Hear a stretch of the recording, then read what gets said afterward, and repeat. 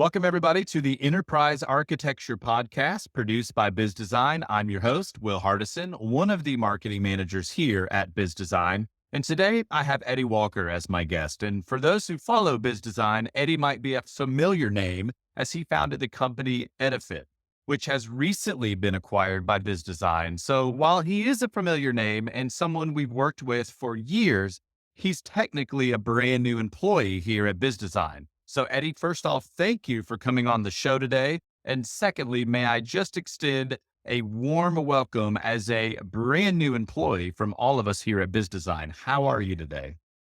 Very good, Will. Thank you. Thank you for having me on the podcast, and thank you for welcoming me to the Bizzdesign family. We're all delighted to be part of the team.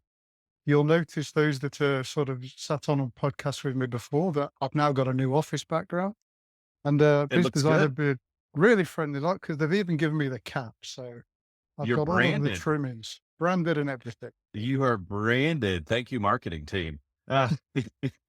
So, Eddie, I think there's two stories that will most likely come out of today's episode that I feel people will enjoy. And one of those is the story of your company, Edifit, and how you started, grew, and then sold, and what that looks like moving forward. And then the second story, there's this approach that you have, or a methodology, if you will, to enterprise architecture. And for now, I'm going to leave everyone hanging just for a few minutes, and we'll just call it the Karate Kid approach. But we'll get to that after your story. I think first, I'd love to kind of dive in on the Edifit story, and then we'll get to the Karate Kid approach. So if you don't mind, let's pretend you and I are riding in an elevator and give me the elevator pitch for Edifit for those who do not know. Sure. So Edifit, we founded back in 2011. We're an architecture consulting company. And really, our focus was on enabling businesses to achieve their sort of transformational activities, be they digital or otherwise. And we tended to advocate what we always call a model-based approach to that architecture. So using tools like Bizzdesign, principally Bizzdesign, to capture where they are, where they're going, and how they get there. So that's really what Edifit are all about. Okay. So was there a driving reason behind starting your own company? I mean, did you see a need in the space, or was it just something you just had the burning desire to go create? I I don't know if I had a burning desire to go create it. I think, to be honest, as much as anything, it was just circumstance and timing. I was working quite happily in a consulting company. An opportunity came up to go and pick up some work individually. I went and I did that, and then I found some of the people I were working with wanted to come with me. So really, we were born out of that, and everything that follows really is a result of those initial tentative steps. And you said that was what, about 11 years ago now? Yeah, 2011 we founded, September Okay. 2011. Yeah. Now let's go back to 2011 and maybe 12 and 13 and 14. I'm sure, like anything, there were challenges early on and probably continuously through the company, but let's look at those early challenges. What were some of those in the business?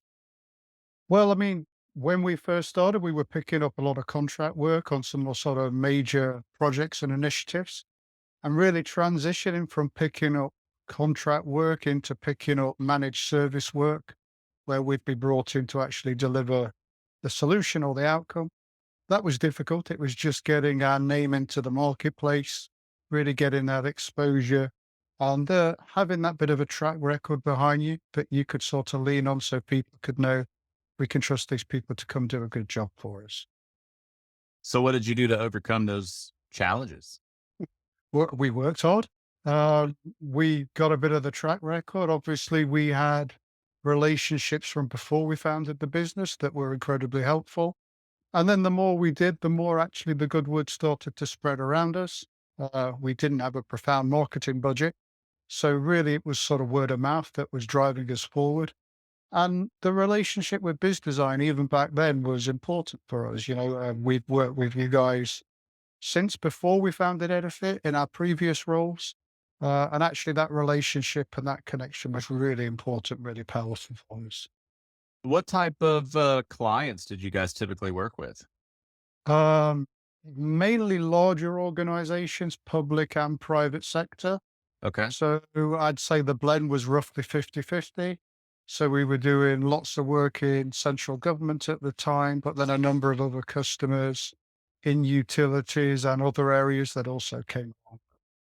So this is something that I particularly find fascinating.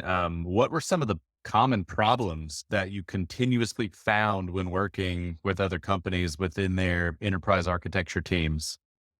Yeah, good question.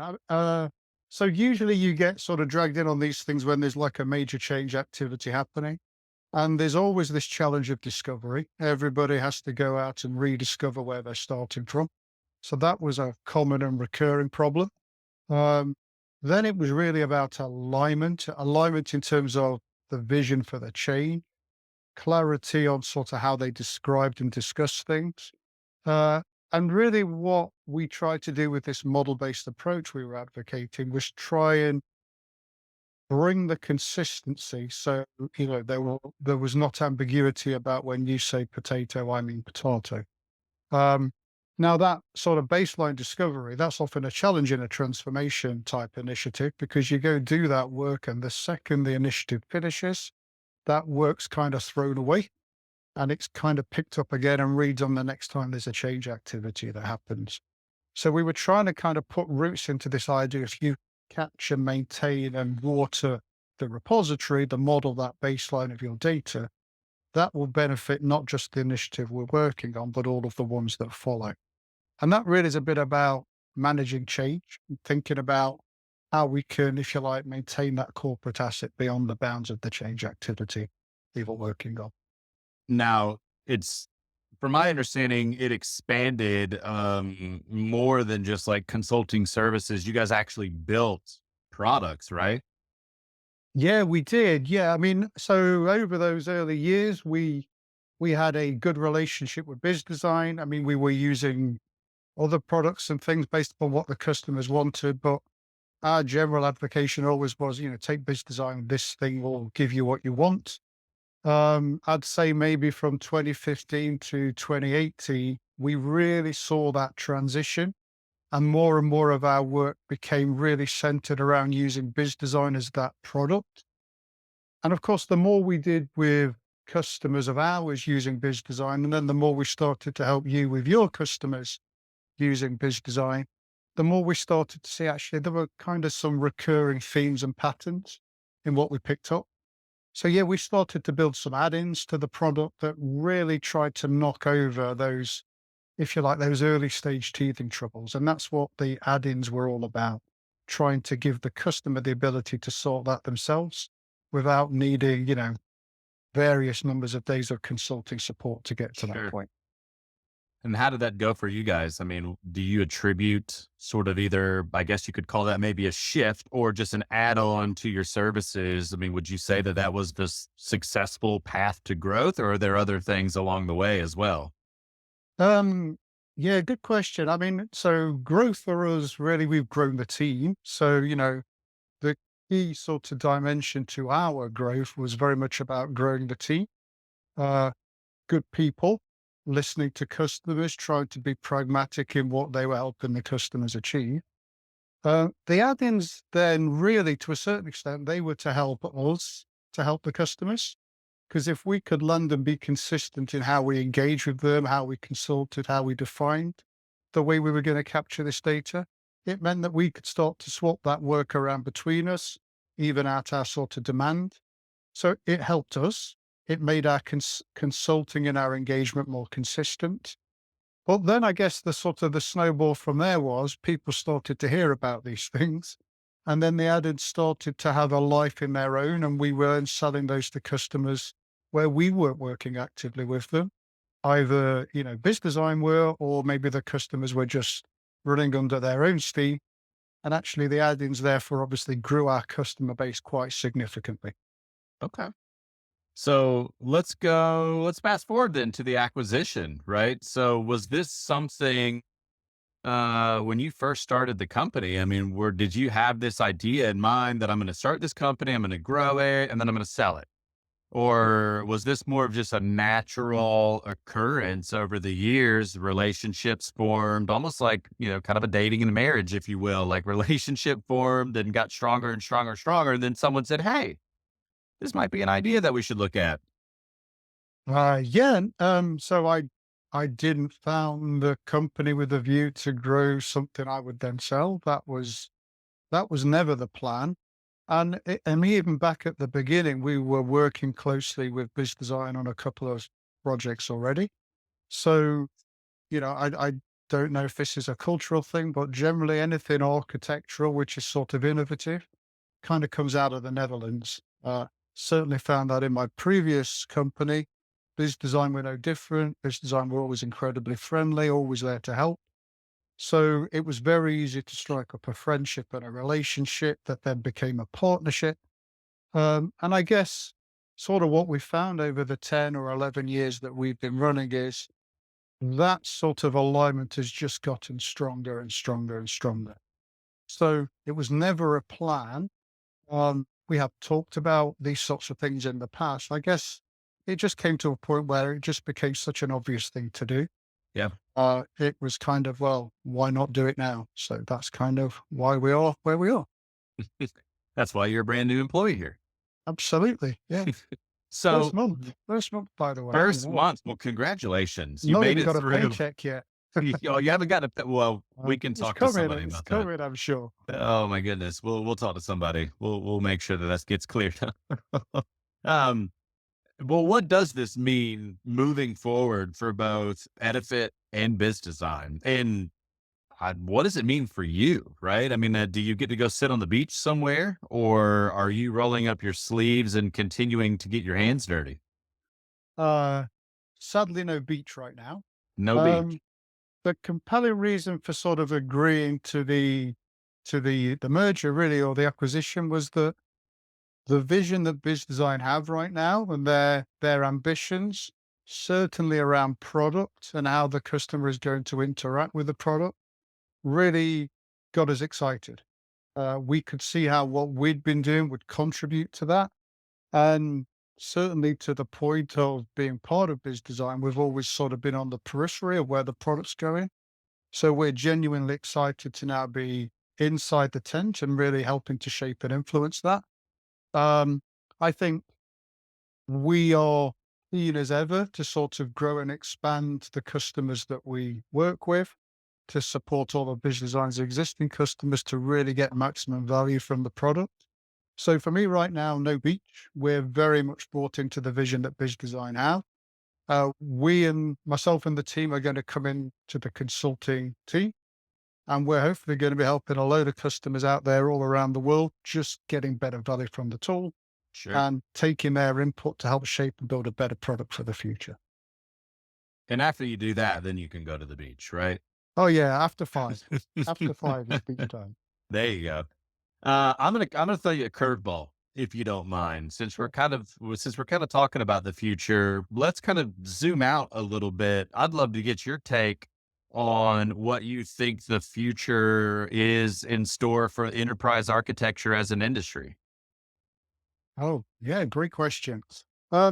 So defining what enterprise architecture is sometimes contentious, and I'll be honest, quite often I don't like the term because it can be divisive. The world is kind of getting more complicated, and increasingly, what was managed in one place by one team is now federated across a whole myriad of different suppliers and partners in our ecosystems. So the ability to have, or the opportunity to have people in your teams, in your organizations, who can pull out and look at things holistically, I'd say is more important now than ever. Whether that's enterprise architecture or strategists or whatever it might be, the Sure. term doesn't really matter. So I don't see the discipline of EA going away. I mean, it sort of rephrases and it works differently now, more in agile environments than it did in waterfall. But the ability to sort of say, yeah, but think about your decision in context is still incredibly powerful. And with the advances in technology and analytics and all of the things that are possible, I think we can do that far better now than we ever could before because it's actual real data that's driving some of those decisions. Whereas previously, maybe it was a little bit of hunch and intuition. So I Sure. don't see it going anywhere. I may be just seeing it become more and more of a science and maybe less and less of an art, which maybe it has been in the past. Yeah, and I mean, I can attest to. I mean, I've only been in this industry for 10 months now, so you've got 10 years. I've got 10 months, but I can certainly just by talking to folks like you, just understand that it's almost like this time warp of change that we've been, thrown into, and that change is happening faster and faster and faster and faster. And COVID sped up a lot of that, obviously, but just in the terms of just new technology. I mean, you look at AI, right? Like AI, just what that is doing everywhere, not just in our own industry, but just overall with technology being able to, I mean, you can quickly go on to chat GPT and say, spit out 3 paragraphs about X, Y, and Z, and it does it, which is Sure. scary, very scary. And I think whereas teams need to be able to zoom out and look at the big picture, a lot of times, kind of much like you were saying, and to be able to, okay, where are we going? How do we plan for this? How do we look ahead? And to have that more so mindset than just, 50 layers deep in an Excel spreadsheet of data, if you will, but to be able to pull out and, see the forest through the trees, for a lack of a better term. Sure. Yeah. I mean, the future is terrifying and exciting in equal measure, I think it's fair to say. So better be part of it than sort of observe from the That's true. sidelines, would be my view. Well, let's talk about what we sort of mentioned in the beginning that we promised everyone we would get to, because I'm intrigued by it as well. This Karate Kid approach. So, what is that? Yeah, so I may have been misquoted here at some point. I'm not sure I could like give you a Karate Kid methodology. But one thing that we sort of talk to people about when they're adopting biz design and modeling tools in general is actually everything is about doing the simple things or the basic things brilliantly. And that sort of gave rise to this Karate Kid idea. So, in the movie how Mr. Miyagi has him painted and he's brushing on and he's brushing off, and then he's cleaning the floor and he's waxing on and he's waxing off. Really, to get that insight into your architecture, to really do the what if analysis and like use evidence based decision making, a lot of what we do is kind of similar. Mhm. So when we're on board with a customer and we're looking at their data, we'll talk to them very much about how we need to be consistent in the way we capture that. So the discipline of defining the rules and then following the rules is a little bit like, my God, I'm just painting this fence and I'll never be finished. And then the discipline about how we might visualize that and present it is similar. It's the little bit, waxing on and waxing off on the floor. But at that point where you're frustrated because you seem to have to pour an awful lot of effort into a model to start out, what you find almost by accident is that you have all of the basics to be able to do the karate, right? All of those individual things that sort of on their own were a bit boring kind of come together to make you this adept fighter. And not that I'm saying architecture is like fighting, but it's that the skill comes because when those questions start to come at you, yeah, but what is the impact of this change? Or what do I do if, the supplier or the partner does something else? You can answer those questions because you've Yep. done the brilliant basics well.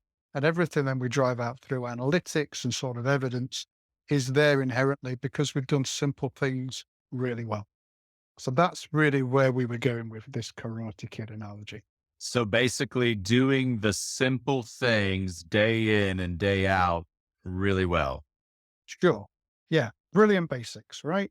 Yep. Uh, we we work with an awful lot of customers who have the most amazing ideas, really, truly amazing. And sometimes we just have to temper that and go, well, look, let's take step one and step two and step three and bear with it because what you'll find by step four, some of those brilliant ideas have got kind of come to fruition naturally. Yeah. That's really what it's all about.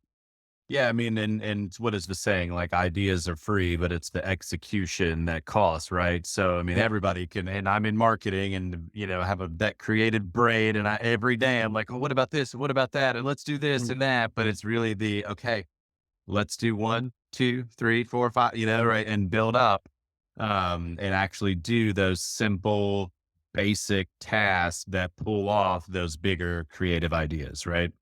For sure, exactly that. Just try and prioritize the things that matter the most and try and do the simple things that make those things possible. Yep. Well, sir, thank you, Eddie. It's been a pleasure having you on the Likewise. show today. Again, may I say welcome to the Biz Design team. Congratulations on 1 month. We'll get you paid somehow. I don't Thank know. you. That would be great. But it would see, in all seriousness, congratulations on the acquisition of Edifit. I mean, I know it's probably bittersweet, right? I mean, you worked and poured a lot of effort into your company over 10 plus years. And then all of a sudden, I'm sure it's a little bit of a weird feeling to, have a merger or acquisition to where it's not so much yours anymore. Um, Yeah, to be honest with you, um, the fact that we are now part of Bizzdesign and we've worked so closely with Bizzdesign these past 10 years, it doesn't feel that weird. yeah, well, that's You good, know, but having natural. somebody sign off my expense claims, that's a little weird, but it's natural. We feel Yeah. like we've been part of the family for a long time. We're delighted to be fully into the family now. We can't wait to see what the future brings. So, Well, I know the story is only beginning between the two mm, companies. And so I'm sure there's plenty more of story to come. And I'm sure everyone can't wait to see how it unfolds. ourselves too. Will, it's been a pleasure talking to you. Thank you so much for having me. Yes, sir. Thank you.